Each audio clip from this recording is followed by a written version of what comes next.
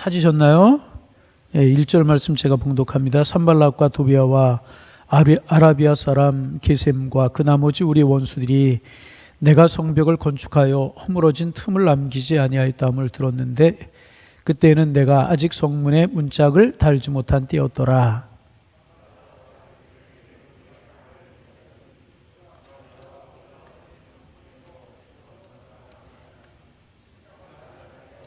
내가 곧 그에게 사자들을 보내어 이르기를 내가 이제 큰 역사를 하니 내려가지 못하겠노라.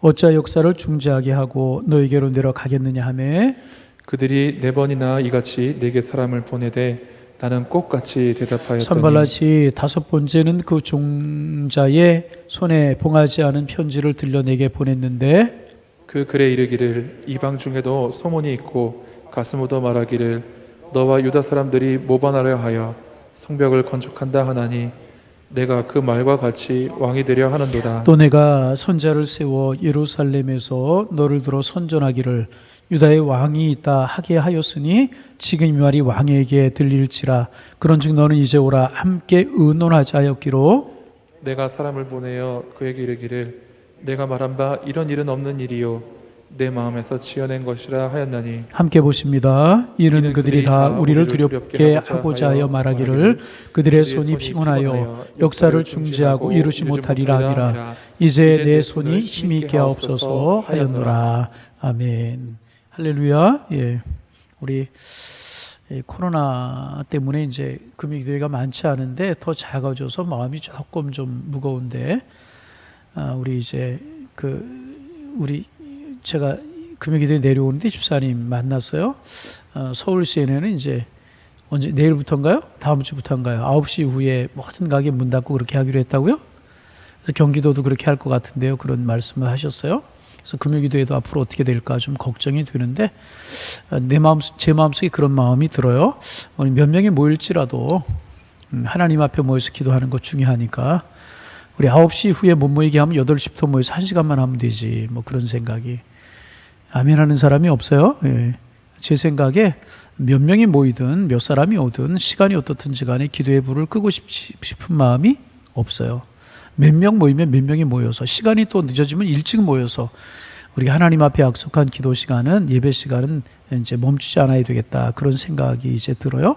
그래서 코로나 가운데서 우리 교회는 새벽 예배 한 번 쉰 일이 없잖아요. 수요 예배 금요일에 우리가 한 번 쉰 일이 없는데 어떻게 생각하면 형식적이지 않냐 그렇게 이야기할 수도 있지만 저는 그렇게 생각되지 않고 몇 사람이 모일지라도 기도의 불을 꺼뜨리지 않고 기도하는 게 하나님 보시기에 귀한 것이 아닌가. 여러분 그 예루살렘 성전에 이제 뭐 예루살렘 성전 아니라 그 전에 솔로몬 성전 건축하기 전에도 성막이라고 하는 것이 있었잖아요. 근데 제사장의 업무가 뭐냐 하면 그 성전에 등불이 있었어요. 그 등불을 꺼뜨리지 않는 것이 제사장들의 사명이었었어요. 근데 등불은 성도들의 기도를 상징하잖아요. 그런데 이제 사무엘이 어려서 성전에서 시중을 들 때 엘리라고 하는 제사장이었잖아요. 근데 영적으로 타락을 하고 엘리도 타락을 하다 보니까 그 성전의 등불을 꺼뜨리지 말아야 될 제사장들이 자기의 사명을 감당하지 못하는 거예요. 그래서 어린 사무엘이 그 성전을 지키면서 등불에 불을 꺼뜨리지 않으려고 애를 쓰잖아요.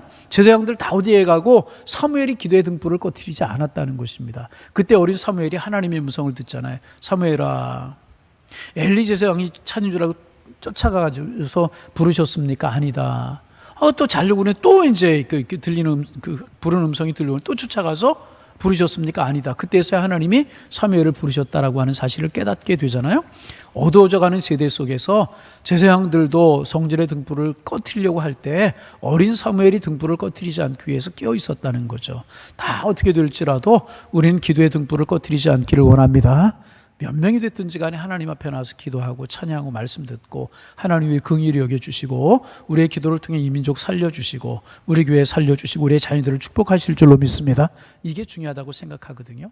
여러분 몇 사람이 나올지라도 세대가 다 어떻게 될지라도 제가 목회하는 동안에 예배 시간을 한 번도 쉬는 일은 없을 거예요. 몇 사람이 나올지라도 우리 그렇게 좀 믿음의 절개를 가지고 믿음의 고백을 가지고 하나님 앞에 서 있는 우리의 모습이 됐으면 좋겠다 그런 생각이 들어요.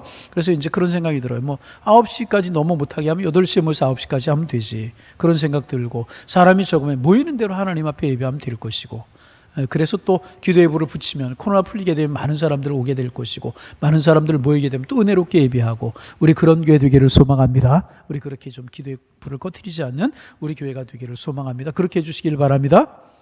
오늘 이렇게 말씀드렸으니까 오늘 저녁에 오신 분들은 뭐 어떻게 돼도 나오시겠지 뭐, 그죠? 시원한 대답이 좀 안 나오는 거 보니까, 예, 할렐루야. 예, 좀 그렇게 해서 하나님 보시기에 좀 우리 기도의 불을 꺼트리지 않았으면 좋겠다, 그런 생각이 들어요. 우리가 이제 오늘 느헤미야의 말씀을 보았는데 2주 전부터 이스라엘 백성들이 이제 바벨론 포로 생활하다가 귀환하는 그런 내용을 우리가 묵상하고 있습니다. 고레스라고 하는 사람이 이제 등장을 해 칙령을 내려서 바벨론 시대에 끌려온 포로들은 자기들의 나라로 돌아가 자기들의 섬기는 신을 섬겨도 좋다. 이게 고레스 칙령의 내용이라고 말씀을 드렸어요. 유대 백성들이 경제적인 자유는 보장이 되고 어느 정도 자유롭게 살아갈 수 있는 자유는 보장이 되어 있지만은 예루살렘에 가서 성전에 가서 하나님 앞에 예배하지 못하는 것 때문에 늘 마음이 어려웠었어요.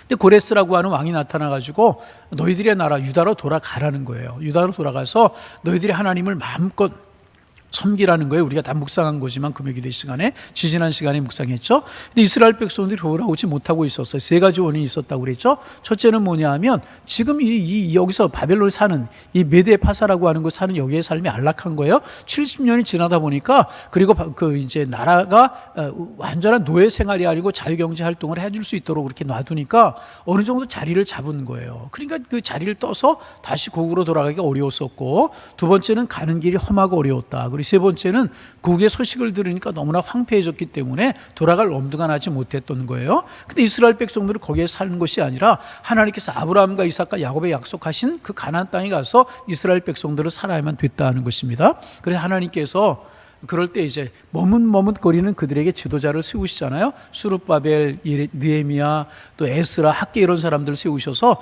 이스라엘 백성들을 막 흔드는 거예요. 그래서 일부의 사람들이 돌아오는데 그것을 1차 귀환이다. 말씀 나누었죠? 기억나십니까? 기억 안 나요? 기억나요?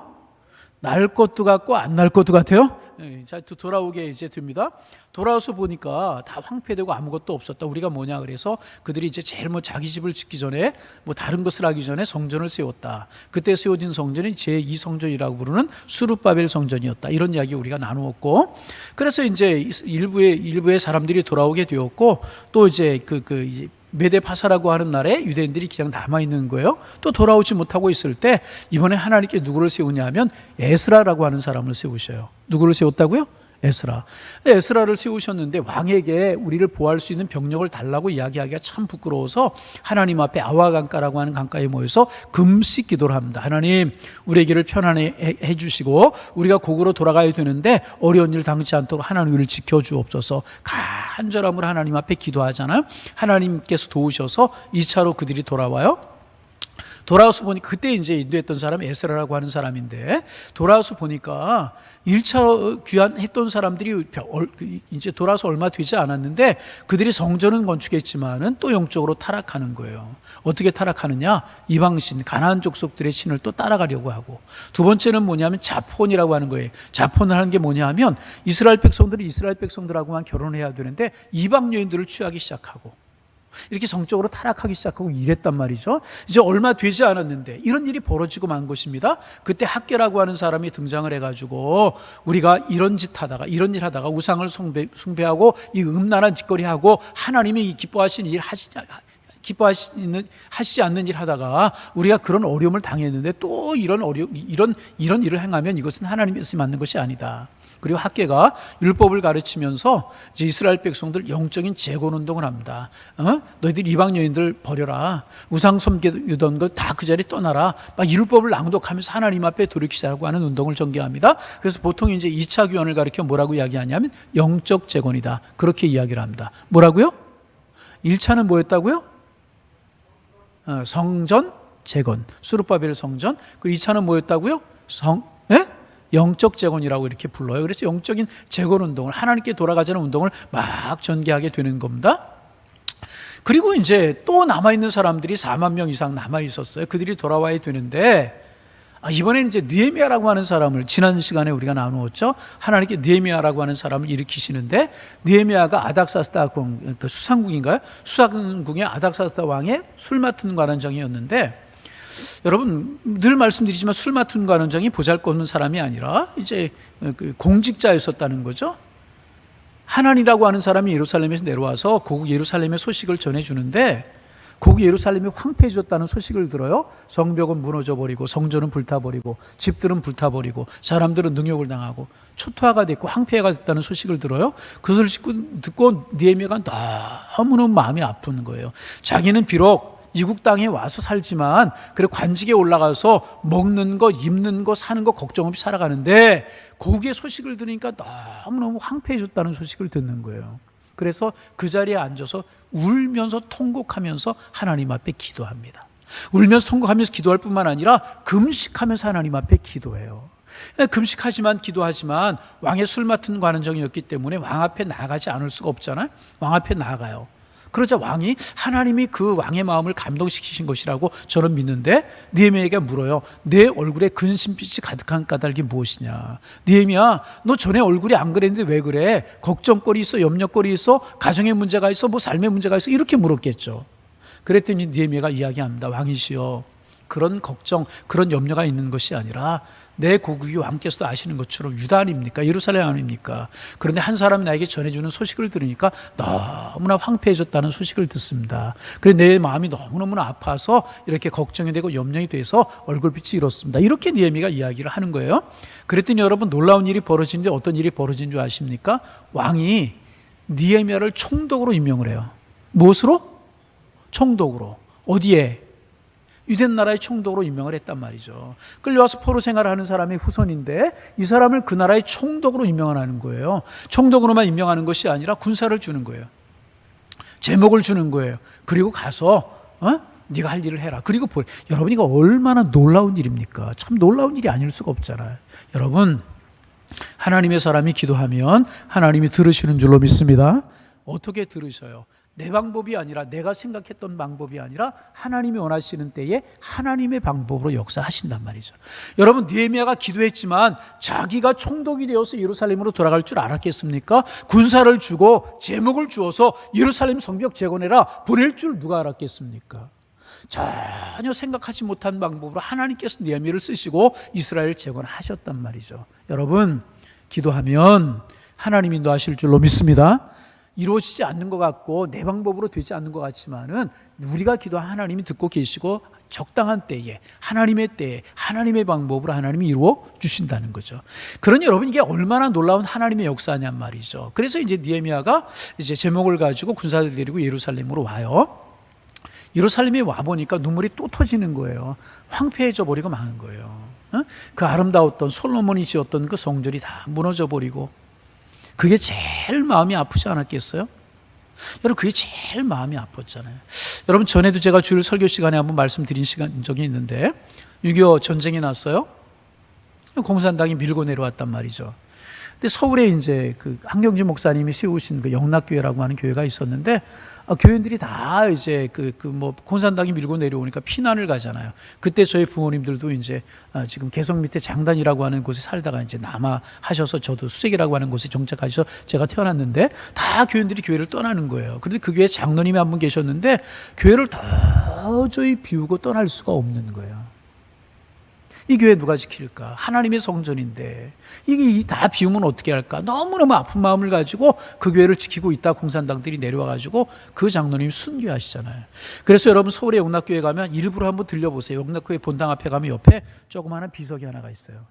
박장로님이라고 제가 이름은 지금 잊어버렸어요. 박장로님이라고 하는 분이신데 그분이 그 교회를 끝까지 지키다 공산당 손에 순교했다고 그래서 거기에 비석을 하나 세워서 지금도 가고 오는 모든 세대들에게 그 교훈을 주고 있단 말이죠. 한국교회 훌륭한 목사님들 참 많아요. 손양호 목사님이나 주기철 목사님이나 훌륭한 분들 참 많은데 교회사를 보든지 교회 역사들을 보든지 그 보면은 한국 교회사에 알려지지는 않았지만 그 교회 역사에 전해져 내려오는 훌륭한 장로님들이 얼마나 많은지 몰라요. 예배를 지키고 교인들을 위해서 기도하고 교회를 지키기 위해서 끝까지 지키기 위해서 힘쓰셨던 그런 장로님들이 얼마나 많은지 몰라요. 돌아와 보니까 성전, 그 아름답게 지었던, 예? 솔로몬이 그 아름답게 지었던 성전이 다 무너져 버렸고, 다윗 시대 때 지었던 성벽이 다 무너져 버리는 거예요.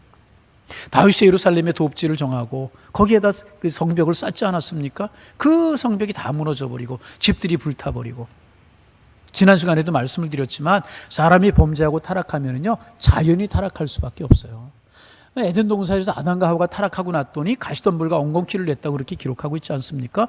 우리가 잘 살아야 되고 믿음으로 살아야 되는 이유는 뭐냐면, 나은 사람 바르게 살고 우리가 바르게 살면 주변이 살아나게 되는 거예요. 우리의 후손들, 우리의 다음 세대가 살아나고요, 우리의 주변이 복되게 되는 것이라니, 이 사실 여러분 우리가 믿어야 되는 겁니다. 그래서 우리가 기도하고 믿음으로 살아가면 하나님이 축복하실 줄로 믿습니다. 다 황폐해져 버리고 만 거예요. 사람이 타락하니까 다 황폐해져 가지고 성벽이 다, 그 다윗 시대 때 그 쌓았던 성벽이 다 무너져 버리고, 그 솔로몬 시대 때 아름답게 지었던 그 성전, 예? 솔로몬 성전은 얼마나 솔로몬이 아름답게 지었습니까? 레바논의 백향목 들여다가 지었죠. 막 얼마나 히람이라고 하는 사람이 목수 와서 지었죠. 얼마나 성전을 아름답게 지었어요. 다 무너져 버리고만. 범죄하고 영적으로 타락하고 우상을 섬기고 그러면 다 그런 것들이 아무짝에 소용이 없는 것이 되고 만다는, 너무너무 마음이 아팠어요. 아프다고 가만히 있을 수 없잖아요. 그래서 느헤미야가 뭐로 시작하냐면 성벽 재건을 시작하기 시작해요. 무너졌던 성전은 스룹바벨이라고 하는 사람의 지도하에 처음에 와서 이제 성전이 뭐 완전히 지어지진 않았지만 지어져 가고 있는 그런 상태였었고, 와보니까 성벽이 다 무너져 버리고 이게 꼴이 말이 아니란 말이죠. 울면서 기도하던 중에 성벽을 재건하게 이제 되는 겁니다. 그래서 이제 성벽을 느헤미야가 52일 만에 이제 성벽을 다시금 재건하게 되는데, 여러분 성벽이 이제 쉽게 재건하게 되는 것이 아닙니다. 그러니까 1차는 와서 성전 건축을 했고, 2차는 영적 재건을 하고, 3차는 와서 뭐래요? 성벽 재건을 하게 되는데, 52일 만에 성벽이 재건을 하게 되는데, 이 성벽 재건이 결코 쉬운 것이 아니었다는 것입니다. 여러분, 우리가 늘 기억해야 될 것은 뭐냐 하면, 영적인 일은요 방해가 있기 마련이에요.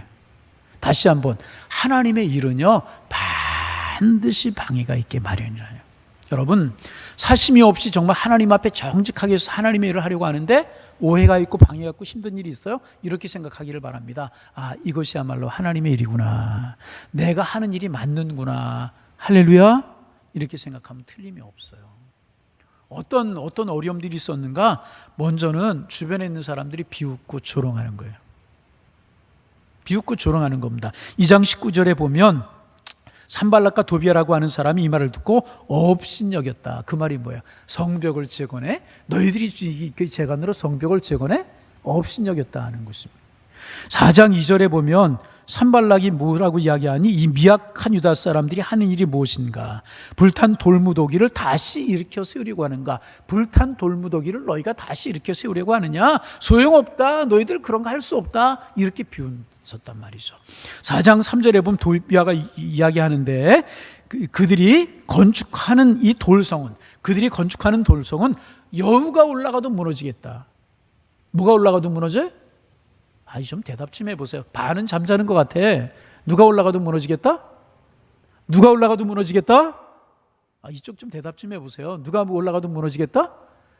여우는요 날렵하기 때문에 아무리 연약한 우에도 무너지지가 않아요. 여우가 올라가도 무너지겠다, 이렇게 막 조롱하는 거예요. 조롱합니다. 여러분, 우리가 이제 거룩한 하나님의 사역을 하려고 하면 부딪히는 문제들이 뭐냐 하면, 이게 이제 비웃고 조롱하고 관심 없는 것처럼 하고 그런 일들이 많이 있어요. 그런 일들이 참 많이 있어요. 하나님의 사역에는요 반드시 방해가 있다는 사실을 우리가 알아야 되는데, 주변에 있는 사람들 무관심, 비웃음, 이런 것들, 조롱함, 이런 것들이 여러분 있을 수 있어요. 여러분, 우리가 신앙생활 교회 나가는 것도 그렇잖아요. 여러분, 이제 우리가 어느 회사에 이제 취직을 하게 되면, 이제 취업을 하게 되면 신앙인들이 부딪히는 문제가 뭐예요? 얼마 전에 제가 신방을 하다가도 그런 얘기 들었는데, 우리 교회 이제 그 집사님 아들이 어느 회사에 이제 취직을 했대요. 취직을 했는데 가자마자 이제 회식을 하는 그런 자리에 앉게 되는데 술 담배 문제가 제일 먼저 걸리더라는 거예요. 그럴 때 여러분, 우리가 나는 신앙인입니다, 그러기에 술하지 않고 담배하지 않습니까? 그럴 때 하는 이야기가 뭐예요? 야, 너만 신앙생활해? 누구도 있고 누구도 있는데 집사라고 그러고 장로라고 그래. 그런데 술 담배 하던데 이런 이야기부터 돌아오잖아요.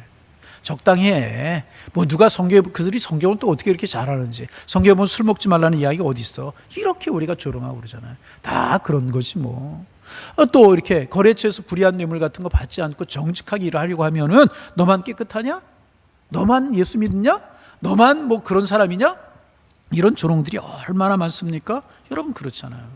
조롱이 있고요, 비웃음이 있을 수밖에 없다는 사실을 우리 꼭 기억해야 될 것입니다. 그러면 그런 비웃음과 조롱이 겁이 나서 느헤미야가 그 하는 일을 못했습니까? 그렇지 않다는 거죠. 계속 하나님의 사역을 했는데 느헤미야가 어떻게 하면서 그 사역을 감당했느냐? 느헤미야가 하나님 앞에 기도했어요. 4장 5절에 보면 주여 그들의 악을 덮지 마옵소서. 느헤미야가 그렇게 기도합니다. 또 4장 4절에 보면 여러분 4장 4절 한번 찾아보는 것도 좋을 것 같아요. 4장 4절 한번 찾아보겠습니다. 자, 3절부터 보실까요? 3절 읽습니다. 같이 읽어요. 시작. 암몬 사람 도비아는 곁에 있다가 이르되 그들이 건축하는 돌 성벽은 여우가 올라가도 곧 무너지리라 하더라. 여우가 야 니네들 뭐 성벽 건축해? 웃기지 마. 그거 여우가 올라가도 무너져 버리고 말 거. 이렇게 비웃잖아요. 그러자 4절에 느헤미야가 어떻게 하나 한번 읽어보면 읽습니다. 우리 하나님이여 들으시옵소서. 우리가 업신여김을 당하나이다. 원하건대 그들이 욕하는 것을 자기들의 머리에 돌리사 노략거리가 되어 이방에 사로잡히게 하시고. 느헤미야가 하나님 앞에 기도하자. 그들이 우리를 하나님 업신여기려고 합니다. 원하건대 그들이 욕하는 것을 자기의 머리로 돌리게 하옵소서. 하나님 앞에 기도하잖아요. 여러분 꼭 기억하시기를 바랍니다. 우리가 예수 잘 믿으려고 하고요, 신앙생활 잘하려고 하면 꼭 업신여기고 비웃는 사람이 있어요. 꼭 그런. 우리 예수 믿는 사람들끼리도 신앙생활 하는 사람도 내 곁에 있는 사람도 그럴 수 있다는 거죠. 적당히 예수 믿어. 여러분 적당히 예수 믿는 게 어떻게 믿는 거예요? 전에도 한번 말씀드렸죠. 며느리를 드렸는데 며느리가 신앙생활 잘하는 분이에요. 그랬더니 시어머니가 집사님이신데 며느리한테 그랬다고 그러잖아요. 예, 며느라 11조 조금만 해라 그랬대요. 여러분 11조 조금 하고 많이 하는 게 있어요? 11조 조금 하고 많이 하는 게 있어요? 믿었던 사람이 그럴 수 있고 가까운 신앙생활이 내가 신앙생활 좀 열심히 하려고 하면 그렇게 이야기할 때가 있다는 거예요. 조롱하고 적당히 하라고 그러고 그럴 때가 반드시 참 이게 마음 아플 수 있어요. 그런데 느헤미야는 거기에 흔들리지 않고 어떻게 했어요? 기도함으로 하나님 그들의 악을 덮어주지 마시고요. 저들이 저렇게 하는 것 저들의 머리로 돌아가게 하옵소서. 이렇게 기도하면서 성벽 건축하는 일을 계속했다는 것입니다. 여러분 신앙생활하다 거룩한 주의 사역을 하다가 조롱하고 비웃는 일을 당할 수 있어요. 왜? 거룩한 사역이기 때문에. 그럴 때 물러서지 말고 한 걸음 전진하고 하나님 앞에 기도함으로 거룩한 사역을 이룰 수 있는 하나님의 사람들 다 되실 수 있기를 주님의 이름으로 축복합니다. 두 번째는 뭐냐 하면 이게 느헤미야의 마음이 제일 아팠을 것 같아요. 뭐냐 하면 백성들의 원망이 있었어요. 백성들의 원망. 여러분 생각해 보세요. 포로를 1차 귀환한 지 얼마 안 됐어요. 남아있는 사람들은 그 황폐해지고 피폐한 땅에 살고 있었단 말이죠. 그런데 느헤미야라고 하는 사람이 그 땅에 총독으로 임명돼서 오더니 또 일을 시키는 거예요. 여러분 성벽을 건축하려고 하면 그냥 성벽이 건축되는 거예요? 아니잖아요. 성벽 건축하려고 하면 돌도 있어야 되죠. 벽돌도 있어야 되죠. 진흙도 있어야 되죠.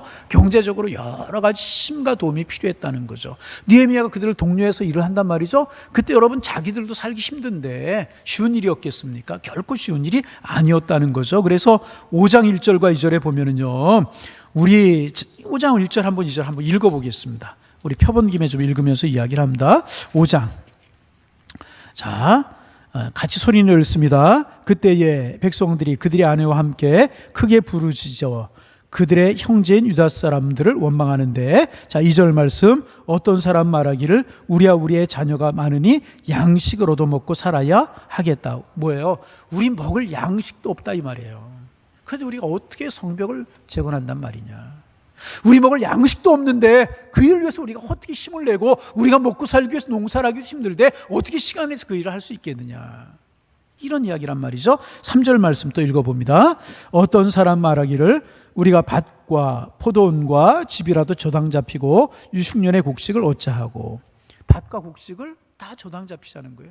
그리고 나서 곡식을 얻을까 하는데 우리가 무엇이 있어서 성벽을 건축하고 일에 우리가 동참하겠느냐, 그런 이야기를 백성들이 하고 이제 있는 것입니다. 자, 한 절만 더 읽어요. 4절 읽어봅니다. 또 어떤 사람 말하기를 우리는 밭과 포도원으로 돈을 빚을 내서 왕에게 세금을 바쳤도다. 이렇게 우리가 어렵다는 거예요. 밭도 잡히고 논도 잡히고, 우리로 말하면 과수원도 잡히고, 이래서 빚을 내가지고 왕에게 세금을 내고, 이렇게 우리가 살아가는데 무슨 돈이 있고 무슨 힘이 있어서 우리가 성벽을 건축할 수가 있겠느냐.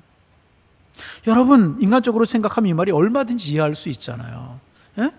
70년 전에 완전히 예루살렘이 멸망해 버렸어요. 성벽이 무너지고 성전이 무너지고 불타버리고 남아있는 사람들의 삶은 피폐했어요. 바벨론에 끌려가 조금 살만했지만 돌아와서 그들이 성전을 건축하고 살려니 뭐 마땅한 것이 변변한 것이 있겠느냐 말이죠. 그런데 성전을 건축하자, 성벽을 건축하자, 힘들고 어려웠단 말이죠. 참 힘든데, 한마디로 말하면 힘이 드는데 양식도 없고 포도주도 없고 자녀들 모일 것도 없는데 이 성벽을 우리가 재건하는 게 너무한 것 아니냐, 우린 너무너무 힘들다. 여러분, 백성들의 입장에서 보면 얼마든지 이해할 수 있는 것 아니었겠습니까? 거룩한 사역을 하긴 해야 되겠지만은 우리 힘들고 어렵지 않느냐, 그런 이야기를 백성들이 하고 있는 것이라는 것입니다. 그러자 느헤미야의 마음도 굉장히 어려웠던 것 같아요.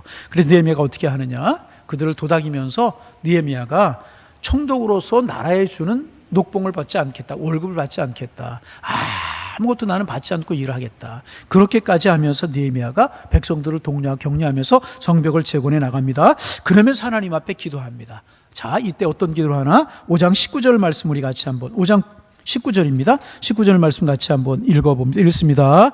큰 소리로, 내 하나님이여, 내가 이 백성을 위하여 행한 모든 일을 기억하사 내게 은혜를 베푸시옵소서. 자, 나 월급도, 우리는 말하면 월급도 받지 않고 내 재산 다 여기에 들여서 내가 성벽을 건축하는 일에 최선을 다했습니다. 하나님, 이 백성을 위해 내가 하는 일을, 모든 일을 기억하사 내게 은혜를 베푸시옵소서. 한쪽으로 백성들 도닥거리고 산발락과 도비아 게셈 이런 사람들의 조직적인 방해를 막아내고 하나님 앞에 기도하면서 느헤미야는 성벽 건축을 이루어 나갔다는 거죠. 참 귀한 일을 해나가게 되는 거죠.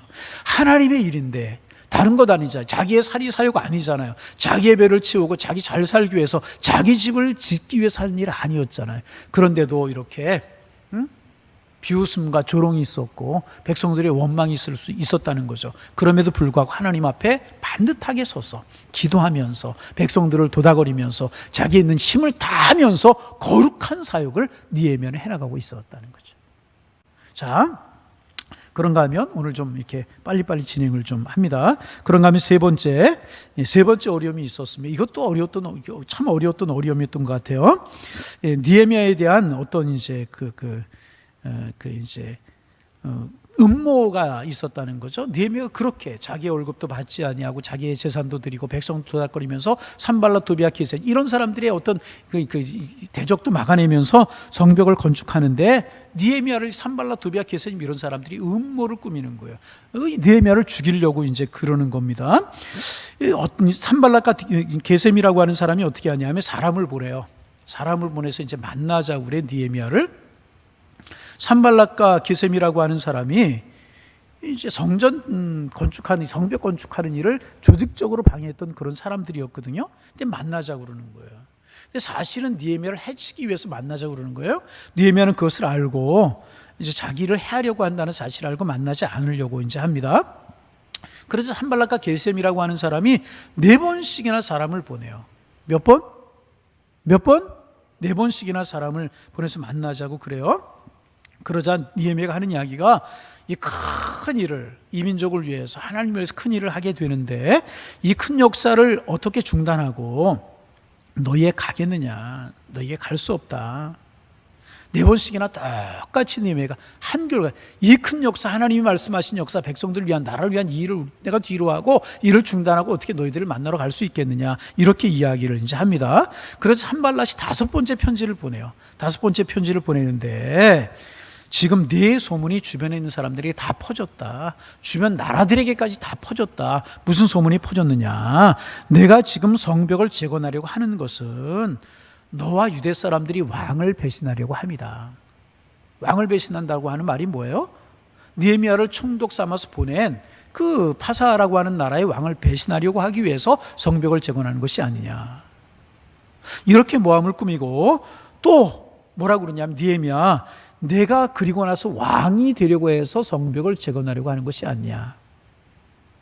이런 이야기를 합니다. 여러분, 느헤미야가 왕이 되기 위함에 거기에 돌아와 보니까 너무너무 황폐해진 거예요. 이제 좀 모양새를 갖추기 위해서 성벽을 재건하는 거 아니겠습니까? 하나님의 명령을 따라 백성들을 좀 살게 해주려고 이런 성벽을 재건하려고 하는데 왕을 대적하기 위함이다. 내가 왕이 되려고 합니다. 얼마나 마음이 힘들고 어려웠겠습니까? 여러분, 우리가 이제 하나님의 사역을 하다가 또 거룩한 일을 하다가 여러 가지로 힘든 것들이 있을 수 있거든요. 그런데 힘든 것 중에 가장 힘든 것이 무엇인가 하면 없는 이야기 꾸며내는 것, 없는 사실 만들어내는 것, 그렇지 않은데 마음을 왜곡시키는 것, 이런 게 정말 힘든 거예요. 백성들이 어렵다고 하는 일을 어느 정도 이해할 수 있잖아요. 그렇잖아요. 비웃고 조롱하고 그런 일일 수 있잖아요. 사람들이 잘 되는 거 시기하기 때문에. 그런데 여러분, 가장 힘든 것이 무엇인가?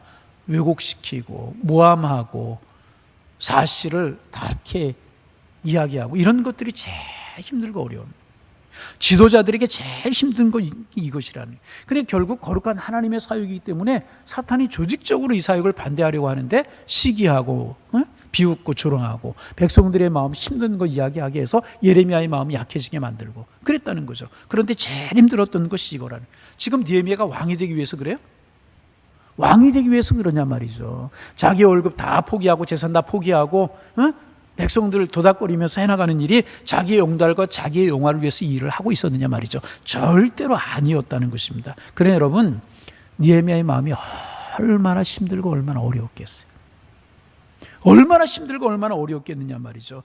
이럴 때 앞서서 일하는 사람들의 마음이 참 힘들고 어려운, 참 힘들고 오해하고, 오해 정도면 괜찮아요? 왜곡시켜서 말하고 없는 이야기 꾸며서 만들고, 참 이런 게요, 앞에서 일하는 사람, 지도자들, 또 앞에서 나가 일하는 사람들, 그런 마음들 얼마나 제일 아픈 게 바로 이런 것이라는 것입니다. 이게 참, 그래서 여러분, 우리가 이제 신앙생활 하거나 그렇지 않은 경우에도 마찬가지인데 잘 판단할 수 있는 판단력이 있어야 되고, 가급적인 비판하는 이야기, 이런 이야기들은 안 듣고 이야기 안 하는 게 참 좋아요. 하등에 유익이 될 것이 없단 말이죠. 느헤미야의 마음이 얼마나 어려웠겠어요. 얼마나.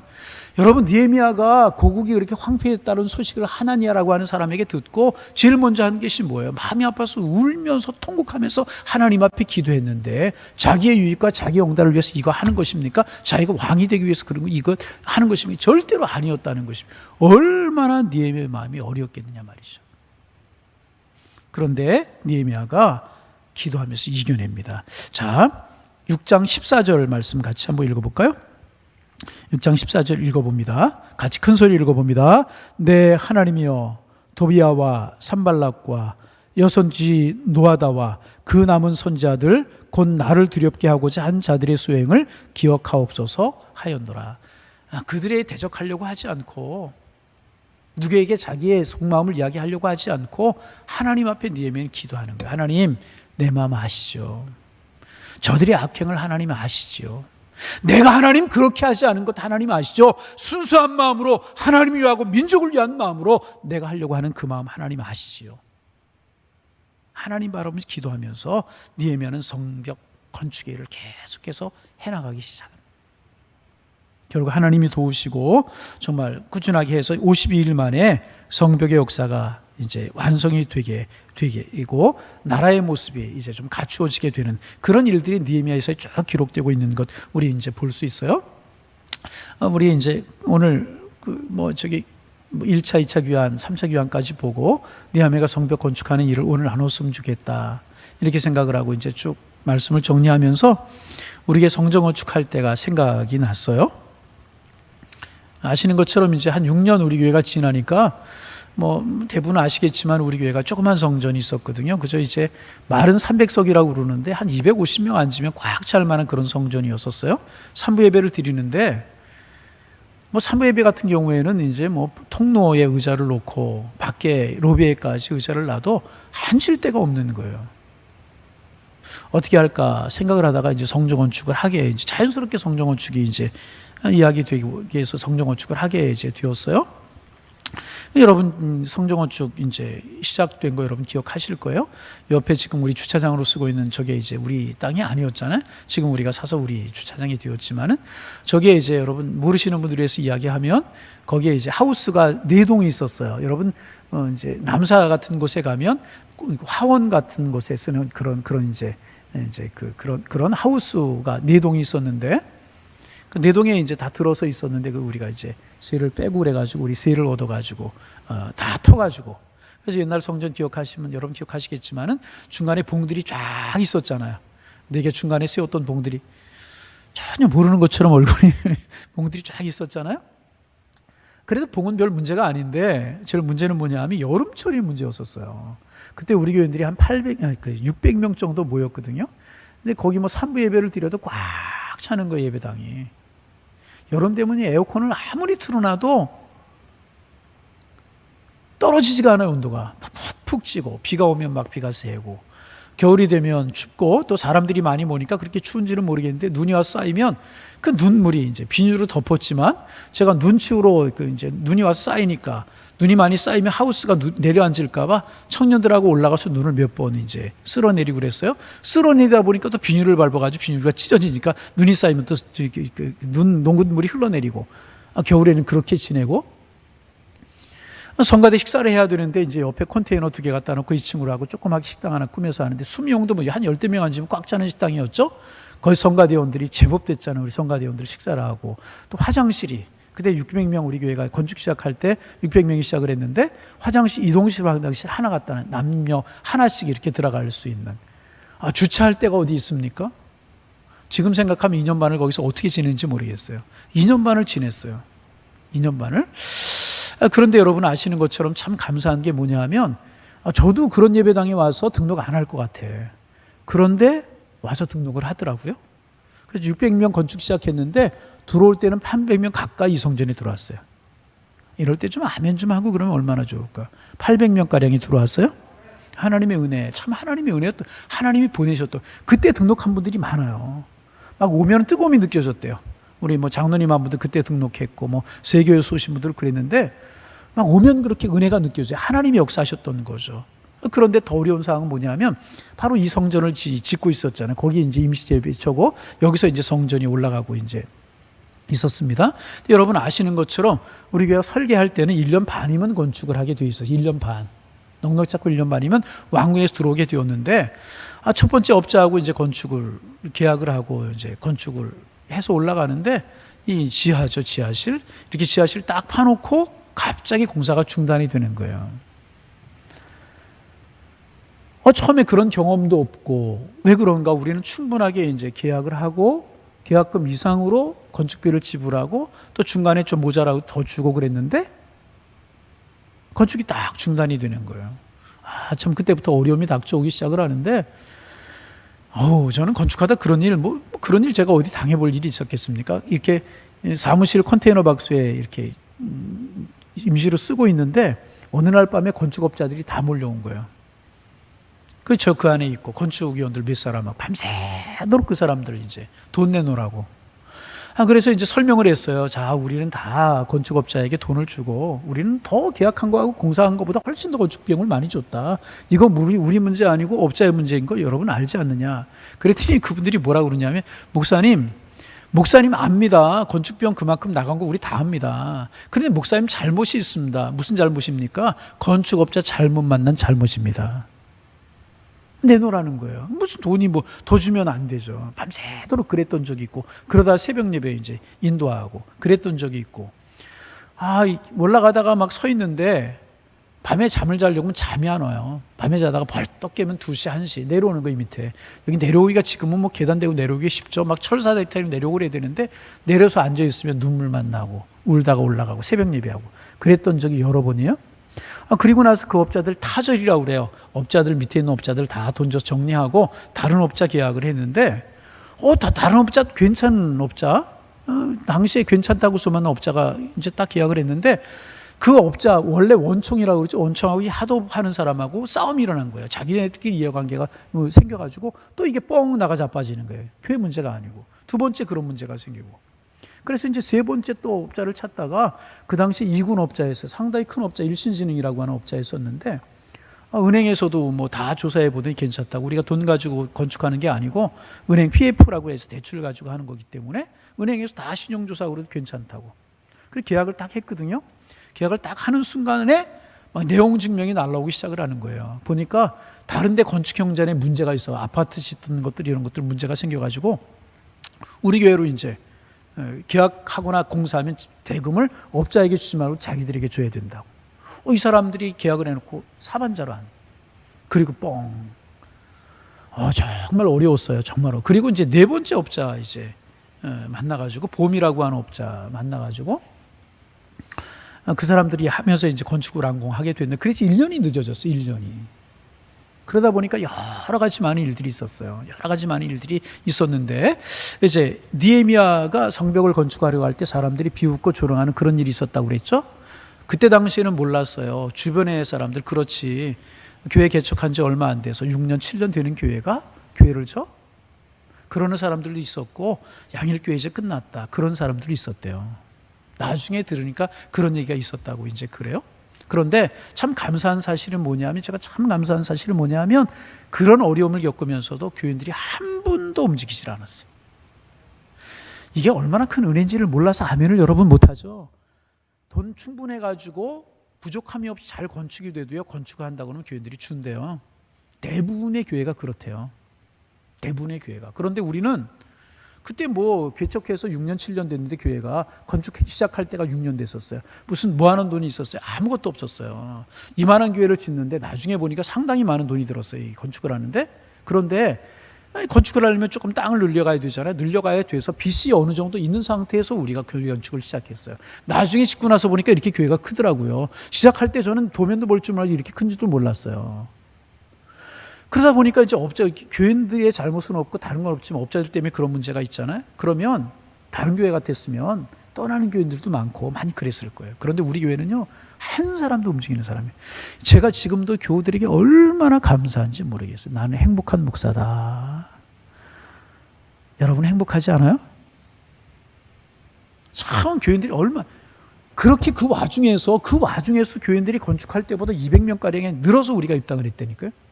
아멘? 아멘? 다른 교회 교인들이 이 이야기 들으면 깜짝 놀라요. 교인들이 늘어나는 거예요. 그 와중에서도. 내가 왜 등록했는지 모르겠다는 사람도 있고요. 내가 어떻게 하다 보니까 와서 등록했다는 사람도 있고 그래요. 참 기도 많이 했죠. 그 와중에서 우리가 세일에 새벽기에 두 번 했나요? 세 번 했나요? 지금도 기억나실 거예요? 그냥 성전에서 엎드려 기도하고 막 어린아이들 나와서 기도하고 막 그런 기억 나잖아요. 기도 끝나고 나면 다 성전 주위에 서가지고 기억나요? 찬양하면서 매 성전 주위에 쫙 둘러서가지고 성전 지어지는 그 가림막 해놓은데 성전 손못 들고 기도하고 눈물 흘려 기도하고 그렇게 우리가 새벽에 기도했잖아요. 그리고 가끔 제가 보면 교인들 중에서는요, 나와서 성전을 도는 분들이 계셔요. 이렇게 새벽 예배 끝나고 돌고, 새벽 예배 끌고 돌고, 점심 먹고 나와 돌고, 저녁에 나와서 돌고, 많은 분들은 아니었지만은요, 그렇게 돌면서 성전 벽을 붙들고 기도하는 분들 있죠. 잊혀지지가 않아요, 지금도. 잊혀지지가 않아요. 그렇게 기도하는 분들이. 그래서 우리 교회가 건축하게. 웬만한 교회 같았으면 그때 무너졌을지 모르겠어요. 3번씩이나 업자들이 그렇게 막 뻥뻥 나가 떨어지고, 우리 잘못이 아니고 업자들. 우리 잘못은 뭐예요? 업자들 잘못 선택한 잘못은 있었죠. 더 많이 기도하지 못하고 그래서 잘못한 거 참 크죠. 그런데 참 우리 교회들 얼마나 감사한지. 그래서 건축을 이루었어요. 그런데 여러분, 이 느헤미야가 그렇게 헌신적으로 하는데도 오해가 있었다고 그랬죠. 우리 교회 건축할 때도 작은 오해들이 있었어요. 작은 오해들. 뭐 정말 뭐 우리 교회 구조는 그런 구조 아닌데 그렇게 자꾸 그러다 보니까 오해할 만도 하지 않겠어요? 참 그게 마음이 아파요. 참 마음이 아팠어요. 그렇지 않은데 그런 오해가 있고, 너무너무 마음이 아픈 거예요.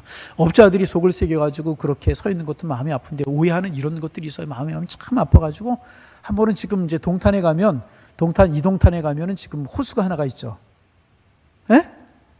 다 여기는 다 오산에만 사는 분, 동탄에 사는 분 하나도 안 나오셨죠 오늘? 호수가 있어요. 그게 뭐냐면 그쪽에 산척저수지라고 하는 저수지였었어요. 굉장히 큰 저수지였었어요. 아셔요?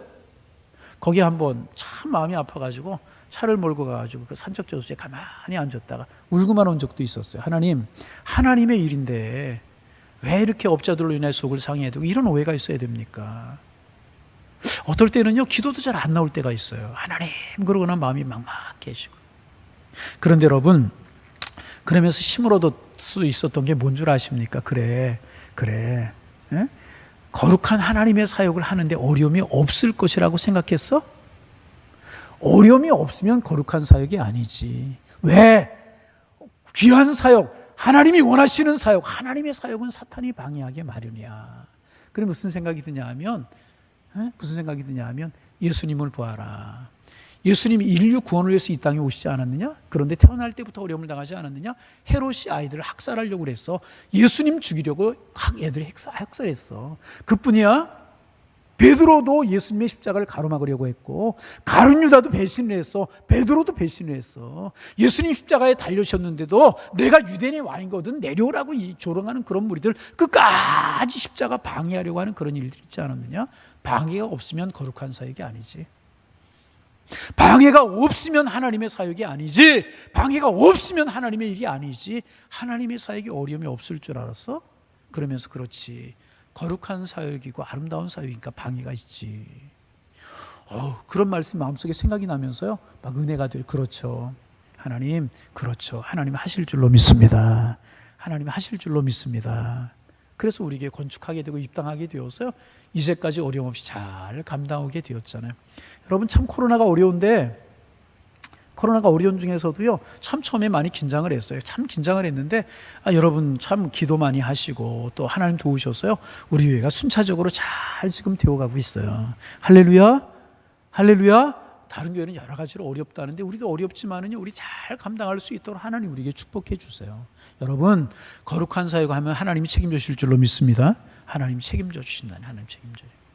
거룩한 사역. 여러분, 앞으로 여러분이 교회 부서에서나 뭐 기관에서나 거룩한 사역, 하나님의 일, 우리가 신앙인으로 신앙을 지키며 믿음으로 살아갈 때 직장의 사회생활 속에서 여러 가지 일들이 있을 거예요. 비웃음이 있을 수 있고, 조롱이 있을 수 있고, 오해함이 있을 수 있고, 왜곡이 있을 수 있고, 여러 가지 일들도 있을 수 있을 거예요. 그러나 느헤미야가 한결같이 주님 바라보고, 한결같이 주님 바라보고 하나님 앞에 기도하면서 거룩한 사역이 이루었던 것처럼 비웃음도 있고 조롱도 있고 원망도 있고 시비도 있고 오해도 있고 빈정거림 다 있을 수 있지만 우리의 목표가 분명하고 하나님 앞에 기도하면서 우리의 길을 달려가면 하나님이 책임져 주실 줄로 믿습니다. 결국 우리를 승리하게 하실 것이라는 거예요. 왜? 하나님은 살아계시기 때문에. 할렐루야. 우리 힘차게 달려가는 하나님의 사람들 되기를 소망합니다. 머뭇거리지 말고 뒤돌아보지 말고 하나님 바라보면서 열심히 기도하면서 우리의 길을 걸어가면 비웃던 사람들 막아주시고, 오해했던 일을 하나님이 풀어주시고, 왜곡시켜 주셨던 일을 하나님 은혜로 인도하셔서 오히려 그런 사람들을 부끄럽게 만드시고, 우리를 하나님이 세우셔서 하나님의 선한 일을 이루실 줄로 믿습니다. 하나님 살아계시고요, 기도하는 사람, 바르게 살아가는 사람을 결코 헛되게 하시는 분이 아니라는 것입니다. 그래서 우리 다 믿음의 행진을 계속하며 살아갈 수 있는 하나님의 사람들 다 되시기를 주님의 이름으로 축복합니다. 혹시 요즘도 누가 여러분을 비웃어요? 사업하는데, 신앙생활 하는데 비웃어요? 조롱해? 오해해요? 괜찮아요. 하나님 살아계시고 하나님 다 알고 계셔요. 굳굳하게 주님 바라보고 믿음으로 나아가면 하나님이 우리를 승리하시고 우리의 오른손을 들어서 승리를 선하시는 그날이 있게 될 줄로 믿습니다. 그날을 바라보면서 굳건하게 믿음의 길을 걸어가는 하나님의 사람들 다 되실 수 있기를 주님의 이름으로 축원합니다. 축원합니다. 네. 축원합니다. 우리 좀 시간이 좀 말씀이 길어지 죄송하고요. 우리 한 25분 정도 기도할 수 있는 시간이 있는데 우리 한 번만 끊고 우리 계속해서 기도하는 시간을 좀 가졌으면 좋겠다는 생각이 이제 들어요. 먼저 기도할 제목 이제 수능 우리 다음 세대를 위해서 기도하고 싶은 생각이 많이 드는데 작년들도 예배가 어려워서 예배 참 많이 못 나오잖아요. 지난주일 우리 평소에 출석에 반 훨씬 못 나왔거든요. 마음이 많이 힘들고 그런데 더 마음이 힘든 건 뭐냐면 다음 세대들 유아부, 유치부, 유년부, 초등부, 소년부, 중등부, 고등부, 청년부 다음 세대들 믿음이 많이 걱정이 되거든요. 열심히 교회 나와서 말씀 배워도 신앙 지키고 믿음 지키고 살아가기 힘든 세대인데 예배 생활이 어렵잖아요. 물론 가정에서 부모님들 통해서 믿음 배우고 신앙 배우고 부모님들의 믿음을 먹고 신앙을 먹고 기도를 먹고 잘하지만은 다음 세대가 참 걱정이 되거든요. 다음 세대를 위해서 기도했으면 좋겠어요. 하나님, 다음 세대들 주님 알게 하옵소서, 예수 알게 하옵소서. 그래야 우리의 내일이 이 교회가 힘이 있고 내일의 소망이 있는 것이거든요. 다음 세대를 위해서 우리가 기도했으면 좋겠다. 어린 심령들 하나님 발견하고 중고등학생 청년들 정말 비전을 가지고 꿈을 가지고 살아갈 수 있도록 다음 세대를 위해서 우리가 기도했으면 좋겠다. 그런 생각이 좀 들고요. 다음 세대를 위해서 우리가 오늘 기도하고 수능이 이제 어제 끝났죠. 해해지기 쉬운데 그들의 마음이 온전히 주께로 모아질 수 있도록 그들의 장래와 진로가 하나님 세우시는 아름다운 일이 있을 수 있도록 우리 기도했으면 좋겠고 어려운 코로나 전국 속에서 우리 믿음 절대 흐트러지지 않고 우리의 믿음을 지키고 이 세대와 민족을 깨워서 기도했으면 좋겠다. 우리 교회가 그런 게 우리 신앙이 그런 교회가 됐으면 좋겠다. 그런 생각이 들거든요. 그런 한 3-4가지 문제를 가지고 먼저 기도했으면 좋겠고 그 다음에 또 기도 제목 드리겠습니다. 우리가 기도하기 전에 우리 찬송 하나 하도록 그렇게 하겠습니다.